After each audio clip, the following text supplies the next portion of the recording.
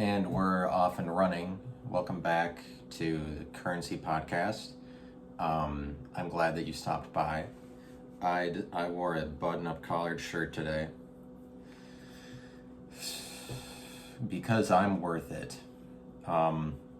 Because to be seen in a button-up collared shirt on my podcast as opposed to a t-shirt, for no reason. And what I'm telling you is that literally before I started recording this, I went and put on a button-up shirt. It's just because the t-shirt I was wearing, I was like, no, that's not a podcast t-shirt. This is just behind the scenes. This is a true Hollywood story of how I put on a button-up shirt. And it's a true Hollywood story. It's a true Hollywood success story, underdog story. The day that I put on the button-up shirt and found it in myself to wear that shirt on a camera. I saw Burnham's most recent thing, his special that he put on Netflix, and that was phenomenal. And something like that just makes me really happy for people like that I see that he is successful at doing that.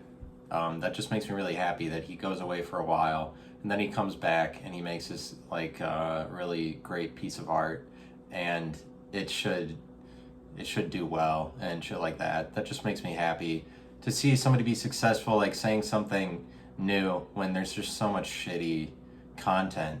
When there's so much shitty content to consume. But Bo Burnham is a good enough artist. Like, he's good enough, he could put some people out of commission just with the things that he says. Like making fun of people's Instagrams, or just making fun of the experience of you broadcasting yourself from inside your home. And that's what his special is about. And it's just great that anybody would make any content, but watching something like that and should inspire you to make stuff via your own voice and your own messages. That's what it should inspire you to do. It should inspire you to make content, because it's just like, if you want to make content, just make the content. It's all right if it's all right if it's bad. It's all right if it doesn't work out. It's just like, as long as somebody saw it. I'm your inspiration today. I'm your inspiration. And it's just that you have to get to the place where you're saying interesting things as opposed to folding in on yourself. And this is a problem. And you gotta sit with your shoulders back, and you got to make sure everything's recorded well so that the sound is well. And in some cases wear like a button-up shirt, but it's like I gotta sit with my shoulders back. People need to know that I'm like I have a good presence on camera or something. And you got to do this in regular life, where you walk into places and you're like, oh, I have a good presence here. People see me. But like, there's this whole alpha male, beta male thing. And how much fun is that, right? How much fun is it to think of things in terms of that dynamic? And that everybody has to, at the point that a group of horrible people decided to make everybody aware of it. Who is this group of horrible people? It is not specific. They're kind of like liberals, but I'm talking about that there are people that are like, oh, did you consider that male dominance, and that pervades all? There's a dominance hierarchy that pervades any of your friend groups or whatever. There's always people trying to be dominant. Who's the alpha? And then it becomes this thing like, are you an alpha or are you a beta? Because there's a couple ways of looking at it. Like, there's a couple ways of looking at it. Like, it's either, there's this 50-50 way of looking at it, where it's like 50% of the people are alphas, 50% of them are betas. Because like, if you're not an alpha, then automatically you're a beta. But beta is just secondary, as opposed to that there's like a ranking system. You're not in the third level ever. There's no treta or whatever. And no. So who are the tretas among us? Let's find the tretas. there are so, like, that you're a worse level than a beta, let's make it so that that there are people that aspire to be a beta, that like beta is a lucrative option based on your current status.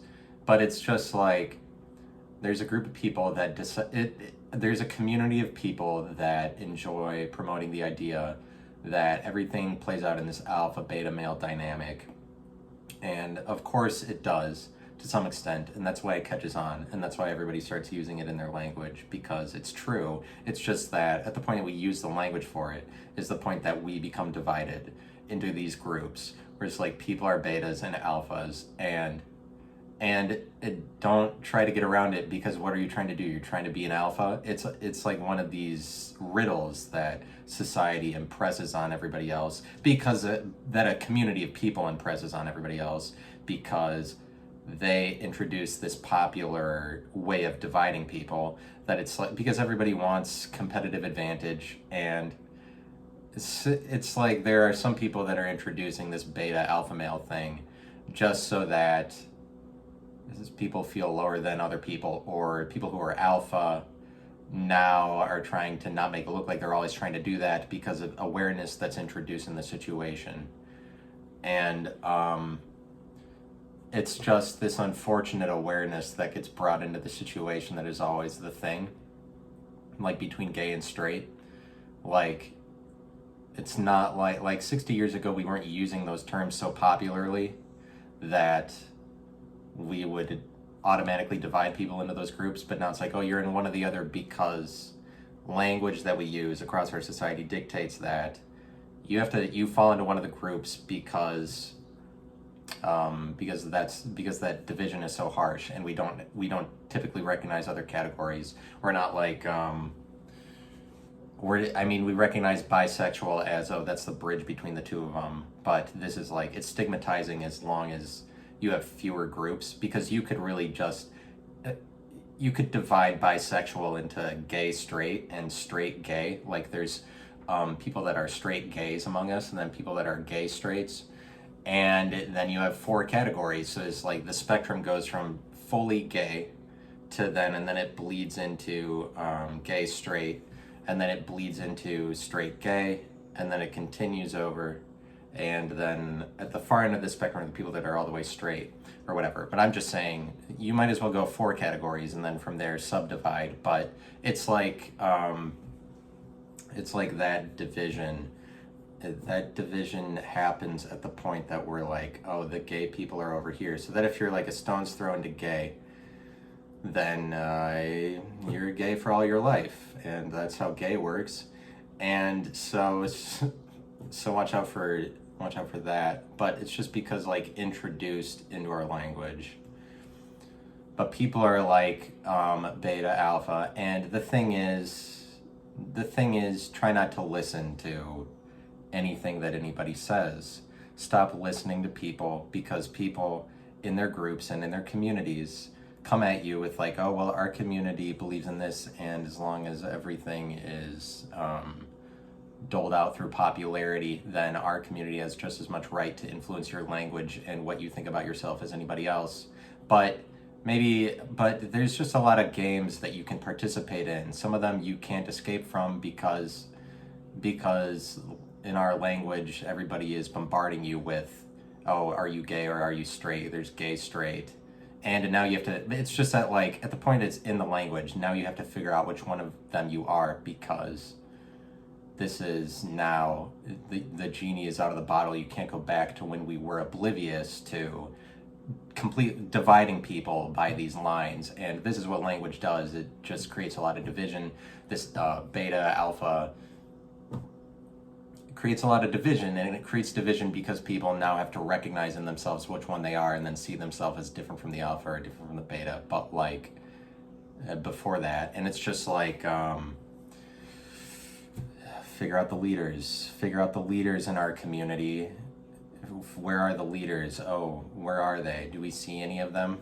Can we find them? Where are the leaders? And we got to listen to the people that tell us that leadership is an important quality, because these people know. It's just like now we're getting dictated to us what leadership is by people who aren't leaders, but are instead just a community of people that enjoy the idea of leadership, so as to imprison people who are actual leaders into trying to always be one by promoting the awareness of leadership. So it's like awareness itself. Why is that such a great thing? That let's make everybody aware of something, so that something that they weren't thinking of before. Ignorance is bliss. Something that they didn't have to care about before. Now they're going to think about it frequently or infrequently based on how much, but like how much something pertains to you is then how much you're going to think about it at the point that a group of people brings it to the forefront of your perception, that you think about it.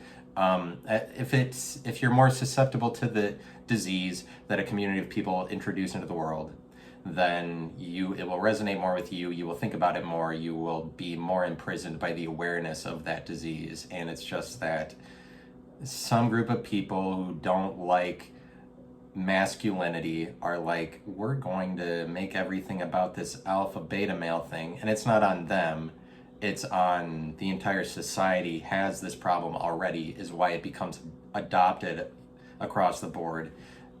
It's just like it's something that people are already thinking about, because that does already play out. But like just listening to that group of people, listening to things, and the alpha beta and how that divides you, and finding leaders. Who among us are the leaders? And like society impresses this idea of leadership, like to the point that I would take away in my life that I have to be a leader. Like I kind of realized recently, to some extent, I'm walking around all the time as if I have to be a leader of something, because what are you if you aren't a leader is kind of what society tells everybody, because of the importance of leadership qualities. If you don't have leadership qualities, as if everybody's a leader, when I mean, to some extent you are ahead of other people in some areas, so you would be leading them in areas that they don't have as much knowledge as you, or as much intuition, that you would just go out, like initiative that you would take that makes you a leader. You inevitably would do this in certain areas that other people don't. So it's like everybody's a leader in some area for some categorization, that you're like, I am more a leader than this group of people in this area. As much as you want to categorize it, everybody becomes a leader at least over one other person at some point. But the leadership qualities of a leader and who's the leader, and that like every interview you do, they're trying to find leaders. But I'm just saying, this is like a generational societal thing of the last 20 years, where they're like, everybody has to be a leader, and it's the leaders. It's like we got to look for the leaders, but it's kind of like it's a fame-based culture, where it's a similar thing to like look for talented people. And as long as Hollywood had more influence, that we're like, oh, we look to celebrities and they tell us something about society, or like we're interested in their lives because they are the most important among us. This is a culture and this has come to an end. A lot of the power and influence of Hollywood and being a celebrated figure has been diminished. But this is like, you look for the leaders, you look for the talented people, like in your communities and whatever. As long as it's a celebrity Hollywood influenced culture, everybody's kind of looking around for who the talented person is. They're like, oh, you're a talented person. And then they make the talented person aware of their talent. And then this becomes a limiter to people, where they are always trying to achieve, they're always trying to prove who they are, rather than that they are accepted for having talent or something like that. But it's like, celebrity-based culture is going to influence everybody to try to find who are the celebrated figures, because we see that it's the celebrated figures that are most interesting to us. And it's like someone like Robin Williams really embodies that mentality, because at some point people are like, oh, you're the funniest guy ever, and so then he has to prove that every day of his life to some extent. And from what I understand, that's like why he killed himself, is because one day one day he's like, oh, I don't know that I can make good on this anymore. He started to have panic attacks about being funny all the time. He's like, oh, I'm not funny anymore, because he got too old, because you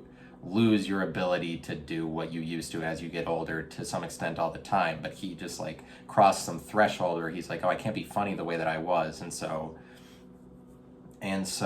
it's just like, well, I don't know his situation, but it's just, there's people, because I've watched a couple videos on it, there are people that are close to him that are recounting like some of his last days, and that he was struggling with his mental health. And one woman was recounting this story where she was like, Robin Williams told this joke, like he referred to a golden retriever as a something, but and that's what's funny. But like he was telling this joke, and then the joke was successful, and everybody that was there laughed at the joke. And this woman recounting Robin Williams' last days was like, and that joke got a huge laugh, and it was like he was his old self again.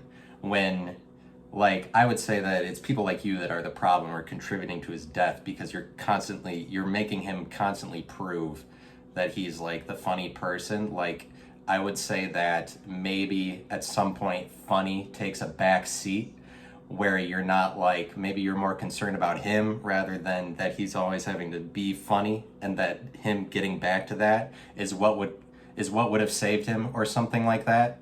When in reality, that him trying to get back to that is what's causing him to think that he doesn't belong in the world anymore. But it's like, it's an emphasis on celebrated figures that we used to have, where it's like, who are the celebrated among us? Like, oh, are you? And like, then we look at people around us as if they, like, could they have the potential to be a celebrated figure? And then we put them on a stage as a microcosm of what happens in Hollywood to some extent. Like, locally, we replicate what we see in front of us on TV and film, where there's celebrated figures in Hollywood, and we recreate like a mini Hollywood in our churches and theaters in our local community, and where we have the talented figures the same way that it's important to have talented figures, and that those are like the most interesting people. So I just fucked up. I pressed something on my phone and it turned the camera off. And so I'm just gonna have to graft those two videos together. So I'm looking forward to learning how to do that. That'll be fun. I love anything. Well, like now, actually, I don't have to edit. I'm just gonna put all the videos up. And that is my reward for choosing to just record it and then let it go. Or like for choosing the artistic advantage of doing that, or whatever. My reward is that I don't have to edit anything. But, so I pressed something on my phone, and then it canceled the video I was doing, put a stop to it immediately, because my phone doesn't have the capacity to keep running a video while switching to another application. But, and you know, I'm allowed to get angry at anything that I want to. And also people act like, and just here's what's going on, is that it's just like, there's a lot of things I want to say, but I just started in about the division that exists, and people like to keep introducing that as if that's that's the truest thing about a group of people or a group of friends, is like the dominance hierarchy, or as if like, it's just people introduce that into the conversation when they want to be controlling, and when they want to fuck with people's lives and be divisive and pessimistic and retarded. They are like, oh, who's the alpha? Are you trying to be an alpha? That you keep introducing that in a situation just takes away from what naturally bubbles out of a person by the way that they act, like what naturally happens. And that you have to divert it through these channels that put a group of people here and a group of people here, unnatural labels, where it's like, then everybody who's a beta are all in this group, and all of those are different individuals that are like under this label. But our language introduces these divisions at the point that they become popularly used. They become popularly used if a community is able to sell the rest of society. on it. And this is like the way that cryptocurrency works, is the way that Dogecoin works. So a community of people, if the community is strong enough, they are able to sell everybody else on that Dogecoin is relevant, and so as a currency should be used by everybody. But it's like a virus. And then the people who are really into Dogecoin spread it around the same way that a contagious virus gets spread around, where it's like, if you really like Dogecoin, you keep repeating it over and over again. It's like the DNA or the code of Dogecoin. And by that I mean code, like the word Dogecoin is just a code. That code by itself gets repeated by people in the Dogecoin community to other non-Dogecoin users, until those non-Dogecoin users become contagious with the disease, and then also becomes virus spreaders. And so it's like these cryptocurrencies, they are like viruses, but they're viruses that it's like you have a community, and then the boundaries of the community, they get wider and wider, and more inclusive of more people. And it has to do with utility, because the larger that your community gets, like a Dogecoin community, the more individuals it continues to include, the larger it gets. And so different individuals have different abilities and different capacities for things. And so the entire utility of the community grows more and more as it becomes like more of a Swiss Army knife. Different people are able to do different functions as long within the Dogecoin community, if they are choosing to be identified to it. And and I just make that point about utility because money is all about utility. Just money by itself, like $30 buy you $30 of anything. $30 buy $30 of anything, and that's right. You go to the store, you have $30. That's all you need. You go right to the store, you go right to the counter, and if what you need to do to buy anything in that store is just have $30 on you, you're not gonna have any problems. You tell them, here, I got $30. It can be 6 5s, it can be 3 10s, and then you can buy anything in the store with the $30. All right. And do you have a problem with that? Do you have a problem with that? You can buy 30. Do you have $30? You run into a store and then you can buy whatever. Do you have a problem with the utility of money? Do you have a problem with that? Do I need to stop talking about it? Are we infringing on things too far when I talk about the taboo of utility? I'm just joking around, because taboos don't infringe on utility. But you know what? Utility is so much utility, it could be a taboo too. I would say yes. Utility could be a taboo. What are you going to do to restrict the idea of utility? What can utility not do? What are the usefulness of utility, the different use cases that are included in an idea like utility? What are you going to restrict utility from doing when it can do anything, when it can be used for anything, when it's a word for usefulness and uses?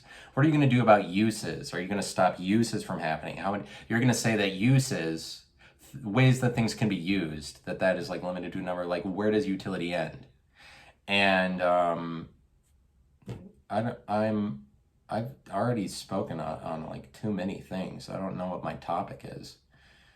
It's not a topic. I just sat down and then recorded myself for 2 minutes, fucked that up, and then turned it off, and then started a new one. And then now I have to graft these 2 videos together, and I can't wait to learn how to do that, because everything's a learning experience, and the challenge of learning is just so rewarding. It's so fulfilling. I mean, it is kind of, if you can use what you learned for something. And it's just that the utility of a situation. I'm saying that the Dogecoin community as a whole has utility, the same way that Dogecoin as a currency has utility. But Dogecoin as a currency, the promotion of its utility is like the whole point. That like the more that it grows, is the more it's utilizable to everybody. And that's the point, is that you want your community to end up being behind and promoting what becomes the world currency, or the currency that becomes that's accessible to everybody, relative to everybody, has the most utility, because the most different people can use it. And this is like the community is the currency, is like it's the currency of the relevance of what the community is promoting. That is the currency more so than the cryptocurrency is the currency, because Dogecoin as a cryptocurrency, a lot of cryptocurrencies have more value than that they are money, and they have a price point, and you see the price point is directly tied to Dogecoin, and it's always that price point. Dogecoin has utility beyond the price point, even beyond that it's money.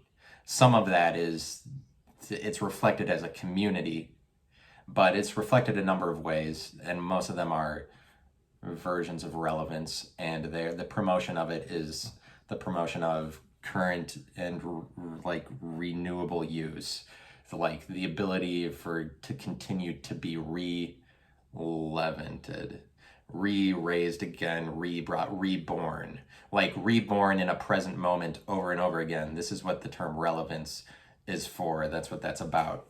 Relevitated, but it just means recycled back up to, so that the thing that's important about it is then brought back up to light in the present moment over and over and over again. The more relevant that something is, the more its ability to be in the present over and over, because relevance.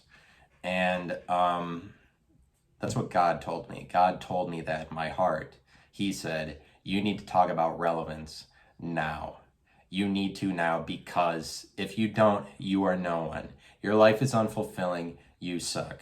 And I have to graft those videos, but life is a series of challenges, and one of the challenges is all the people that are like, you need to be divided, so that it's just that the problem of trying to be a leader, but like what I'm saying about being a leader, this is worse.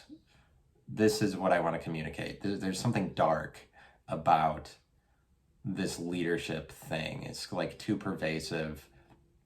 Like, it doesn't have to be dark. It's not like us trying to find leaders that there's wrong in that, but also just the awareness of like trying to make people who would naturally be leaders aware, so that it's more difficult for them to be a leader, because now it's something that they have to prove, because it's like a label that they get confined to. There are certain people in society that like the promotion of labels, so that they can box and compartmentalize everybody, because they like to organize shit, because they suck.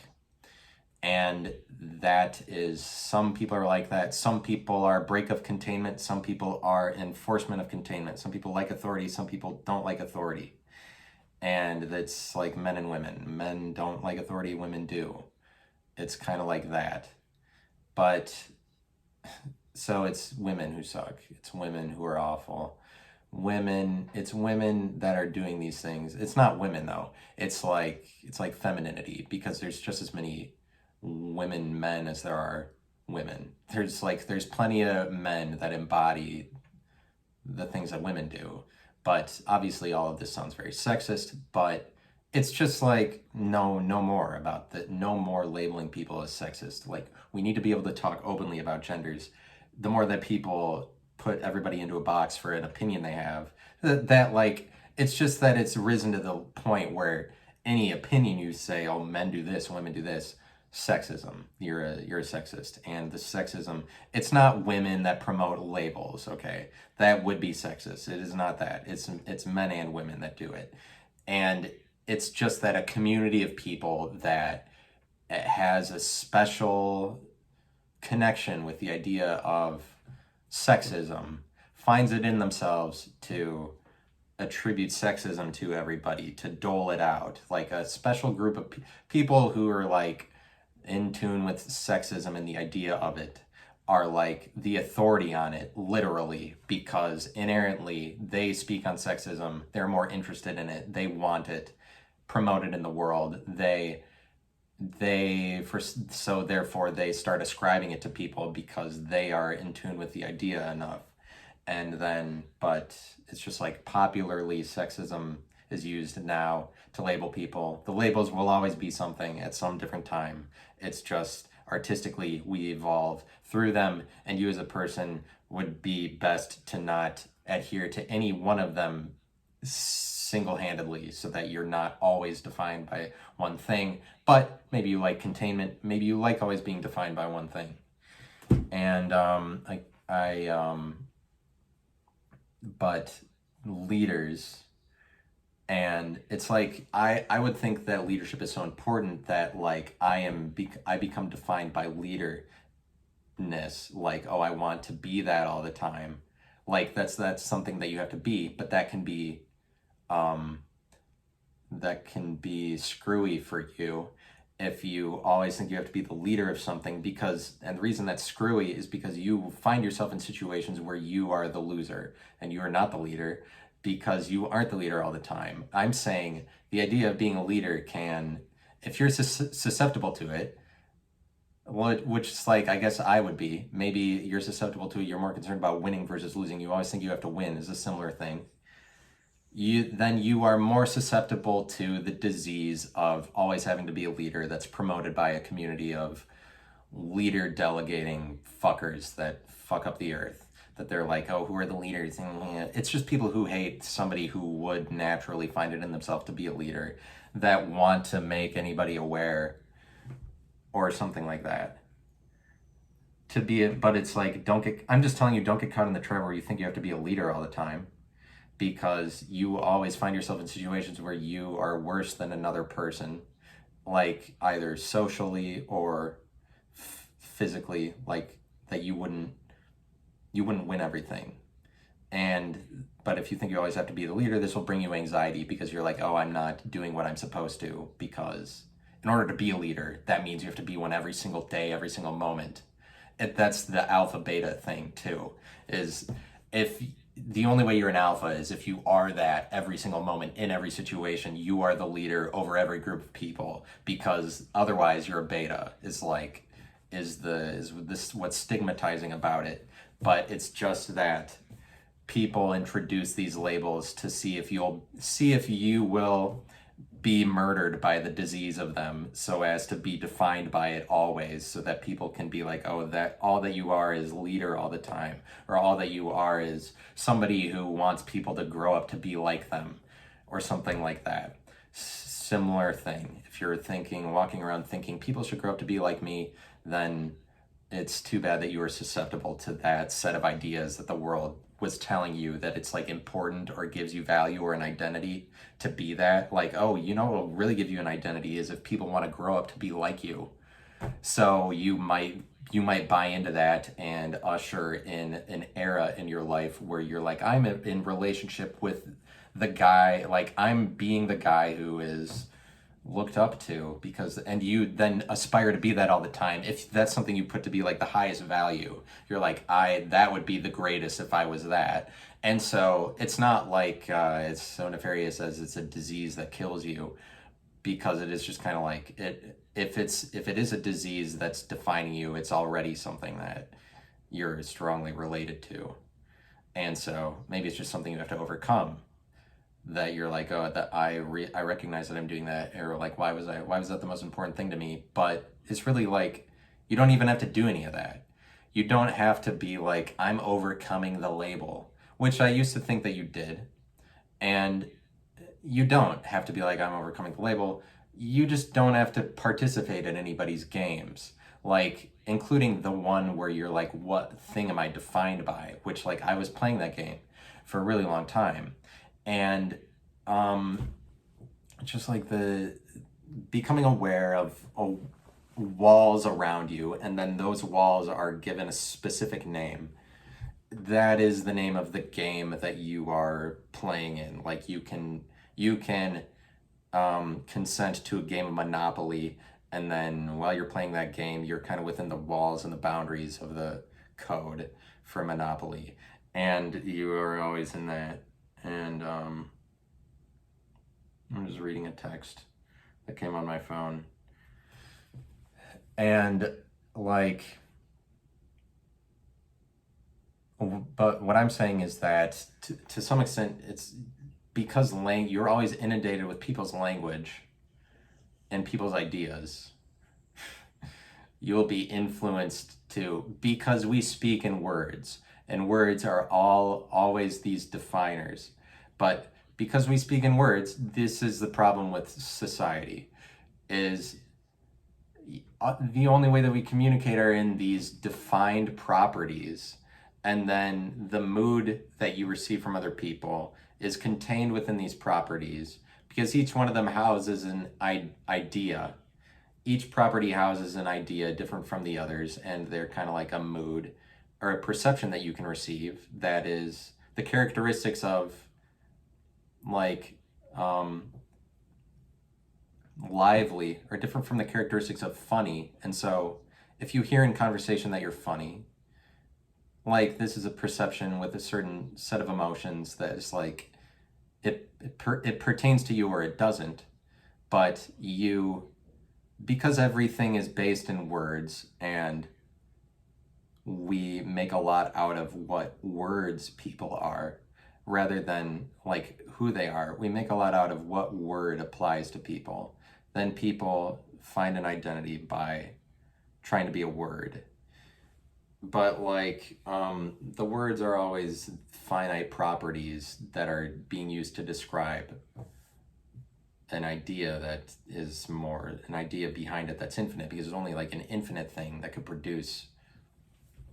But like what I'm saying is don't ascribe to the finite properties. But this is a relatively more boring, more abstract line of conversation. The last few minutes, I need to be better.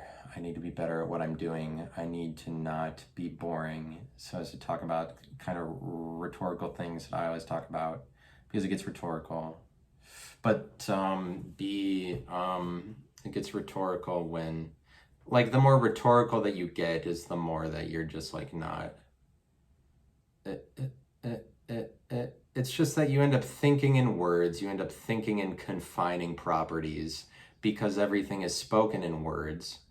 And then all that you know about your life is that it is dealt out in terms of properties and finitenesses. Like, for instance, the walls of the apartment that you live in, it's just a box.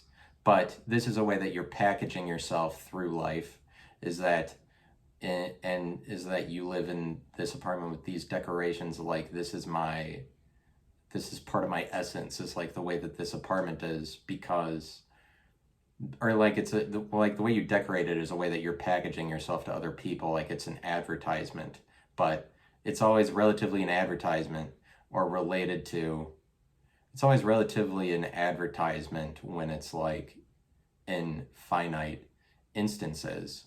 Because, and there's like, I've explained this before in Identity, the podcast I was doing before this, is just that like, it's just the relationship between definitional instances and finite spaces and money. Like, it always has to do with money, because you're always it's always about promoting a reality continually, but the reality is only temporary, and the amount that it's the length of time it's able to last over is has to do with how much money you would make off of it, or how successful you are at continually promoting a false reality that you cobbled together, a construction of events that you put together for a period of time. The same way that the Sears Tower is a construction of events that somebody put together for a while, and then Sears went under, and that construction changed. The construction changes something else, is like the construction of events based around the reality of Sears folded. So it's like the building is still there because the building has more utility, that it's a facility, and it's a facility that can house a number of different realities that you can use it for different ones. But like, it's a way that you package yourself, and is like the way that your apartment is laid out, because it's just that people only get to see temporary instances of you, or for time frames that are also finite, so that when somebody visits your apartment, they just see you for an instant in time. They can make a judgment off of what they see based on what they perceive. And this is what happens in conversation also. And I mean, I guess it's just more if you're trying to perform to another person's perception, is kind of the more that you make it about money. But also, it just becomes a game of what is the best possible, most efficient way of making money. Maybe the most efficient way of making money is not tailoring yourself to the perceptions of other people when you sell yourself to them, but is instead being the most open, as open as possible, because in that way you access the full potential of what you can imagine. or whatever, what you're going to say. Like what I'm saying is you should try to treat words not so much like finite instances, try to get to that place, but that's like impossible, or it might be very difficult.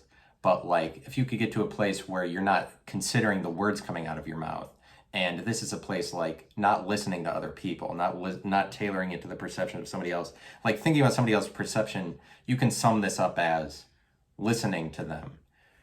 And you can sum it up as that, and you can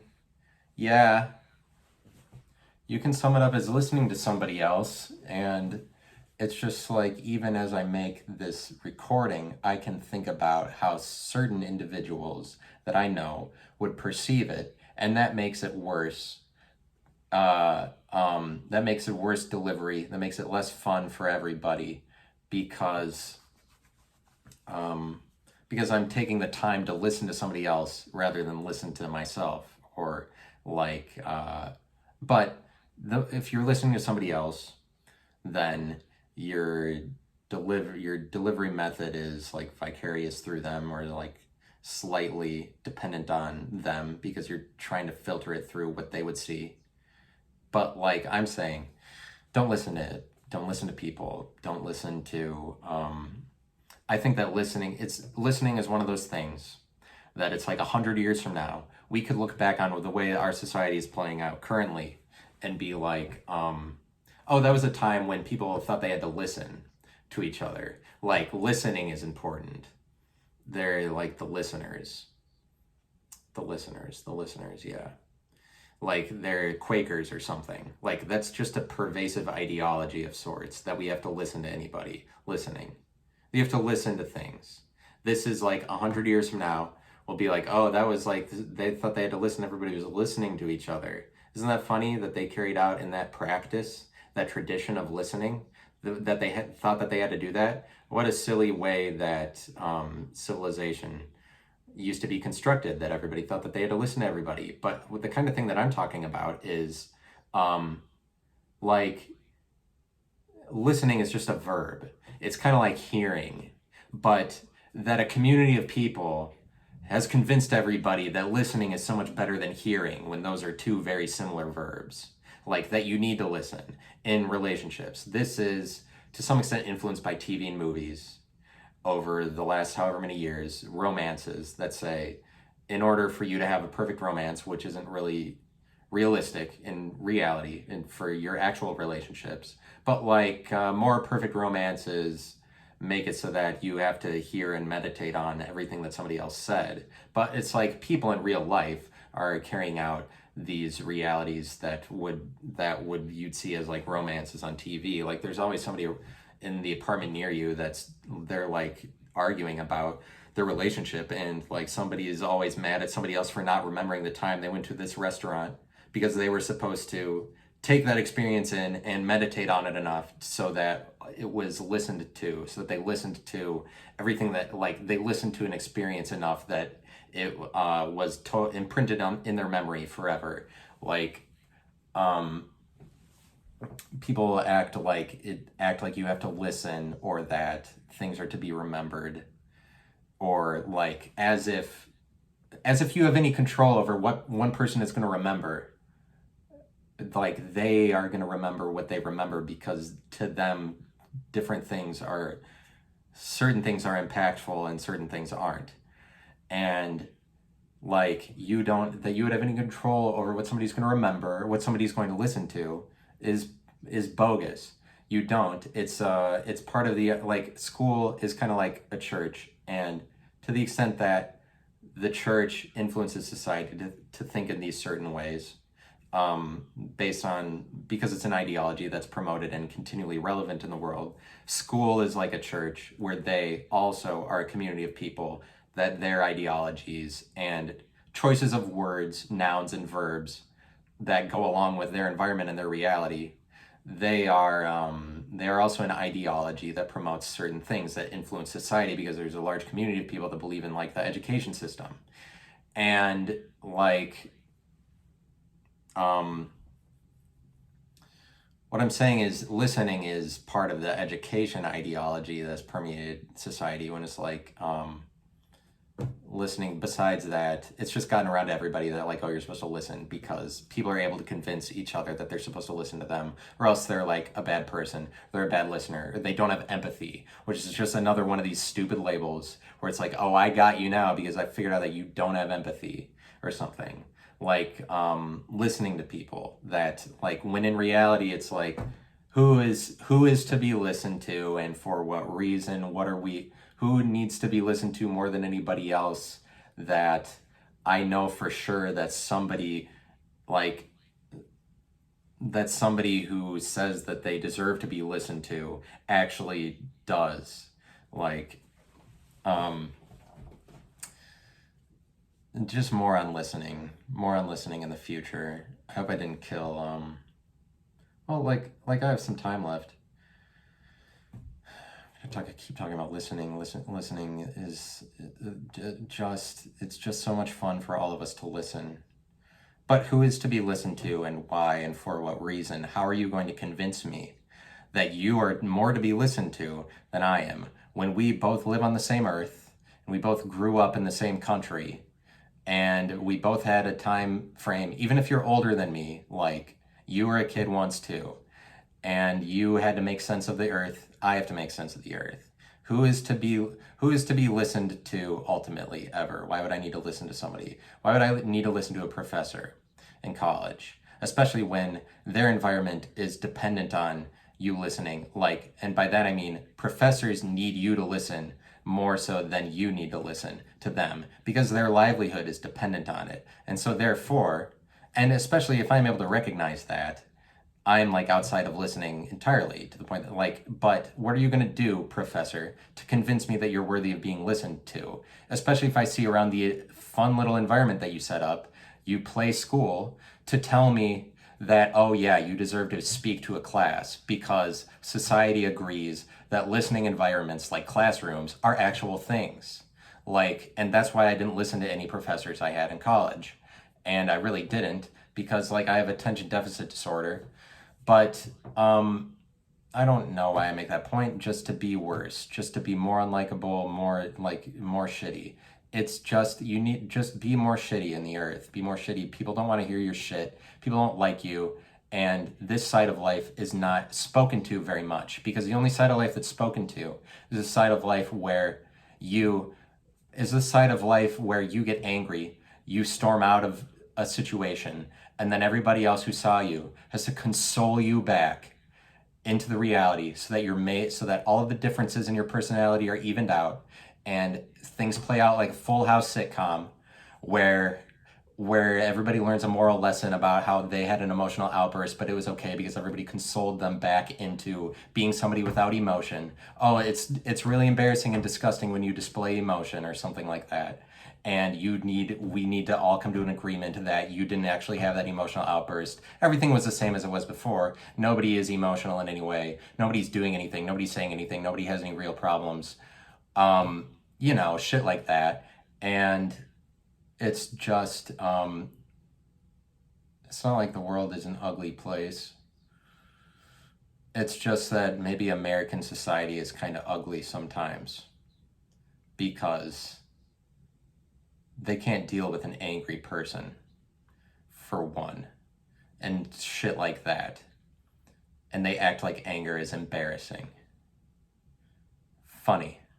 Funny that they do that. And if you believe the community of people that tells you that anger is embarrassing, then you might lose access to your anger. But the alternative is, no, I am angry all the time, or whatever it is. I'm angry this much. Like, that people aren't angry is just them consenting to saying, oh yeah, I'm not, so now I'm quiet and I'm passive. Like, oh, I'm good.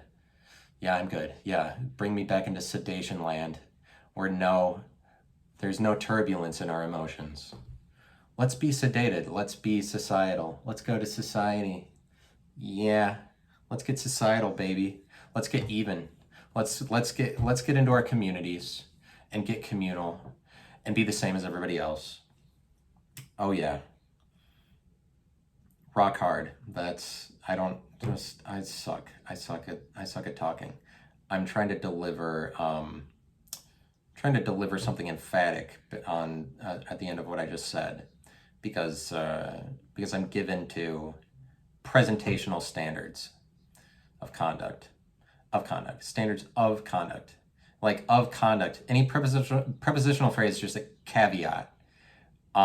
It's an adjective where you're grouping things. Of men of honor, the honorable men. Honor. It's just honorable is the adjective. Prepositional phrases are just adjectives, it's nouns, and then the ways of categorizing them. And life is a spoken word. Life is a river. Life is a mountain. Do you fucking know that? You know life's a mountain? Life's nature. How about nature? Oh, let's listen to nature. Let's listen to the trees. You know how bad of a position you have to be in life if you try to make trees interesting to yourself every day? You're like, oh, I like nature. That's what I like. That you're like, there's something in nature that's what I should listen to. Nature. Should listen to nature. You know how tough a position you have to be in to be like, I'm listening to nature now. That you're gonna try to make the plant like, oh, what are the trees saying? I love walking around in nature. That's not better than listening to another group of people. But it's just the convention of listening inhibits everybody to think that they have to listen to everybody else rather than say what's on their mind. Because don't say what's on your mind. There's probably somebody that you should listen to, because you might fuck up if you're not listening to everybody, because other people have things to say. And so make sure that you don't look bad or embarrass yourself too much, because if you show to the world that you weren't listening to somebody and then you fuck up, then you look like an ignorant idiot. And the idea of the idiot who got surprised is also a thing that's heavily promoted in like Hollywood film of the last 20 years, is the comeuppance of the person that didn't listen to the authority figure and then later on in the movie learned their lesson, because as it turns out, you're supposed to listen to everybody who tells you everything, because the person who wasn't listening to something, because you have to account for everything, as if everybody's expected to listen to every single thing all the time, or else you might get your comeuppance, as if nobody's allowed to be surprised about anything. Nobody's ever allowed to be made to look like a fool in a given moment. That's what everybody's been sold on, the fear of that, of looking like an idiot for a moment, and so everybody thinks they have to listen to everybody so that they don't look surprised or look like an idiot. Myself included. Like, I don't want to look like an idiot. I'm afraid of not listening to something and whatever, or like dying in an embarrassing way or something. Like, everybody is sold on fear of these kinds of things, and it's a crock of shit. And just like, yeah, who needs to be listened to? But like, I could listen to my dog, and that would be a sad reality for me if I decided that my dog is to be listened to more than myself, and I played that out every single day or something. Like, and that people aren't angry, and that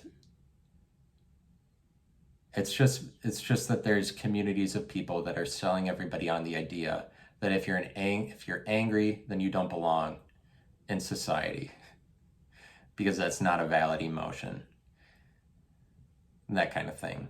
Listening. Who am I going to listen to? Am I going to listen to a professor? I don't know why I have to share that I didn't listen to my professors in college. I'm making that point to say that, look how smart I am. That's all I'm saying. I'm saying, like, you don't have to have a bunch of information.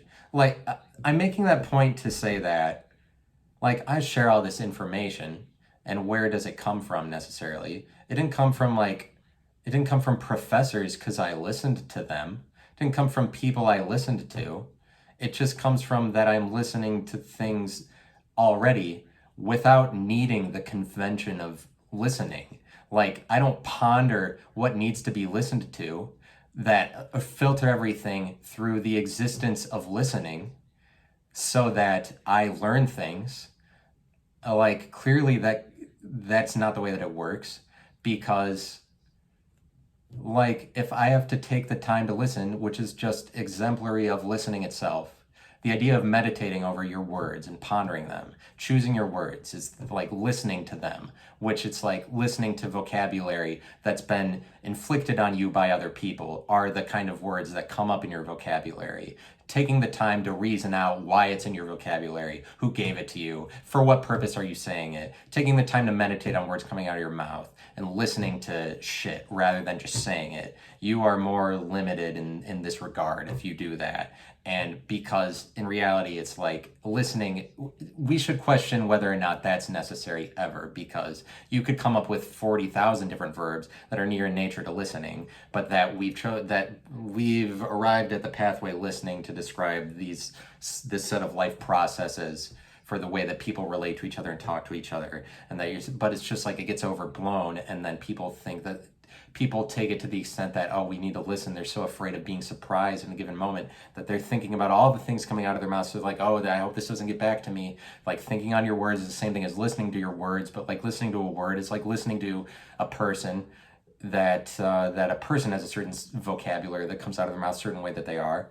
You can listen too much to a person's example the same way you can listen too much to like, oh, is this word okay for this situation? And then you meditate and pray over it rather than allowing it to come out of your mouth. But it's like, maybe the more efficient way to do this is not limit yourself to this single word, this single idea of listening, so that you make it this caveat that I want to make sure I'm listening to some amount all the time. But it's like self-awareness is a newer version of listening, where everybody thinks that the ultimate in life is being the most self-aware.